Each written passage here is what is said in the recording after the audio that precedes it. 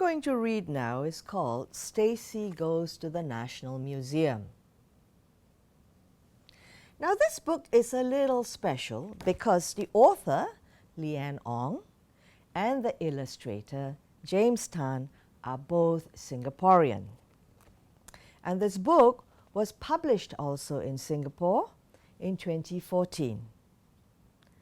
Now what makes this book a little unusual, besides the fact that it is written in Singapore, is that it is about an actual building in Singapore. And so, this building, by the way, is the National Museum. And because the building is in Singapore, if you happen to live in Singapore, it affords the opportunity, having read the book with the child, it affords the opportunity of taking the child down to the museum and then comparing what's in the book with what you see at the museum. And I think that's very nice. So here we go. Stacey Goes to the National Museum by Leanne Ong, illustrated by James Tan.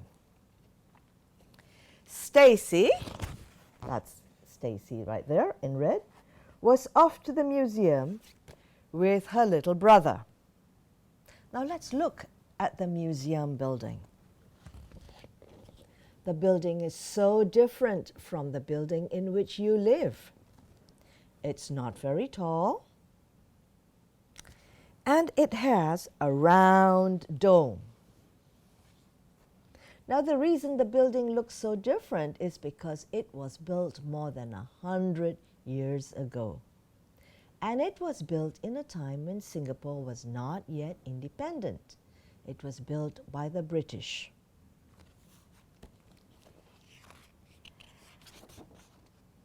Now Stacey and her little brother and her mother went into the museum. What did they see? As they stood under the dome, looking up, Stacey looked at what was inside the dome. Oh, I wish our ceiling at home could be like this, Stacey thought. Do you see the stained glass windows? Let's have a look at the exhibits first, and then we'll play afterwards, okay? Mummy said, studying the map. I'm going to get Titi, younger brother, to nap, Mummy said. Stacey knew that meant Mummy would need to walk for a while with Titi, younger brother, in the pram. In the museum, Stacey saw many things on display. One painting caught her eye. That's the painting. See the tall man in a uniform? Oh, there was a sign on the painting. Stacey spelt out the letters on the sign. Can you see the letters? S, H, E, N, T, O, N. Oh, that's Sir Shenton Thomas. He was the governor of Singapore before World War II broke out, said Mummy. If you're the governor of Singapore, that means at that time you were the big boss. Now, the first time Stacey had heard the name Shenton was when Daddy told a taxi driver that his office was along Shenton Way. Was it her imagination? Or was the man in uniform winking at her? A little further, Stacey saw a whole wall of paintings of plants and animals. Can you see what the animals are? Well, that's a deer. That's a bird called a hornbill. That's a wonderful fruit called the durian, which has a very, very strong and wonderful smell. And, oh, I wonder what's in that painting. Stacey smiled when she spotted a durian painting. Daddy loved durians. Well, what were these paintings a part of? They were a part of the William Farquhar collection of natural history drawings. Suddenly, from the corner of her eye, Stacey saw something move. At first, she thought it was Mummy, but instead, it was the hairy arm of a gibbon? The gibbon.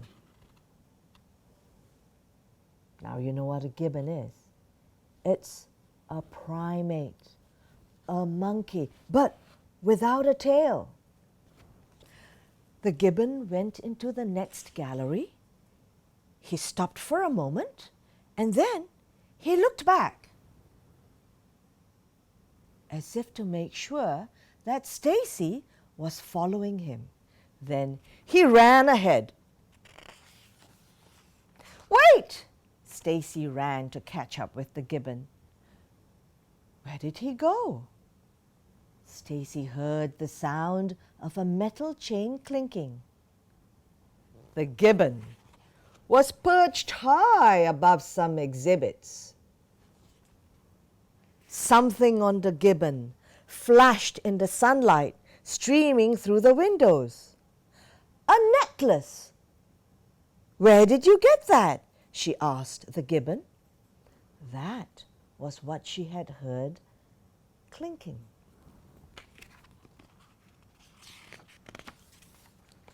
The gibbon skipped over to an empty display case.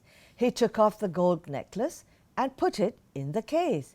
It's so shiny, Stacey said. Excuse me? Excuse me. Could you tell me what the sign says about this necklace, please? Stacey asked a boy. Briefly looking up from his notes, the boy said, 14th century gold ornaments found on the Forbidden Hill. That's Fort Canning, you know. They found treasure in the ground, and now some of it is here in the museum. Well, that set Stacey thinking, oh, that gold necklace was found on a hill. It was found in the ground, and now they have brought it here and put it in a display case in the museum. Treasure in the museum. Stacey wanted to ask more, but then she felt the gibbon tugging at her skirt. He looked up at her mischievously. Stacey ran after the gibbon, eager to see where else he would lead her. This time, the gibbon sat quietly by another exhibit. It looked like a special long stick. Was it a wand? The voice inside the headphones that Stacey wore around her head. The voice inside the headphones said, the mace of the city of Singapore was made to remember the occasion when Singapore's status was changed to a city by King George VI in 1951. Oh, you mean Singapore wasn't always a city? Wondered Stacey. When she was done listening, Stacey told the gibbon, I really have to look for Mummy now. She must be worried. With a nod, the gibbon looked in the direction of the door and walked towards it. He seems to be leading me somewhere, Stacey thought excitedly. The gibbon crossed a corridor that had a glass ceiling. He looked back. Once again, as if to make sure that Stacey was following. Then he went up an escalator. Is there anybody here who doesn't know what an escalator is? Those are the steps that move, yeah? There was a big colorful sign at the top of the escalator. Can you read the letters on the sign? P-L-A-Y.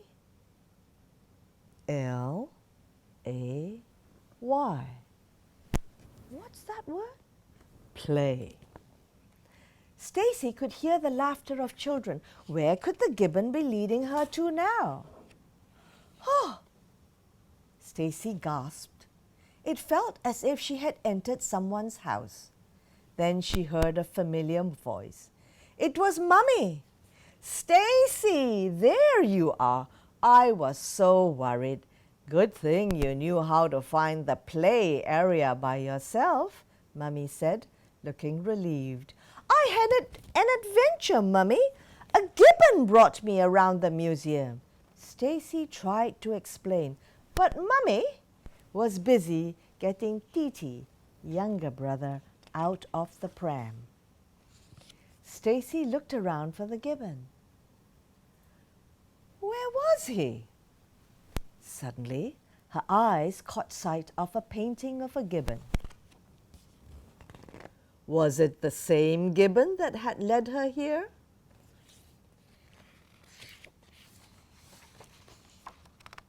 Titi has had his nap. You can go play now. Why don't you try the costumes? Titi always loves it when you play dress up, Mummy said, interrupting her thoughts. Stacey nodded.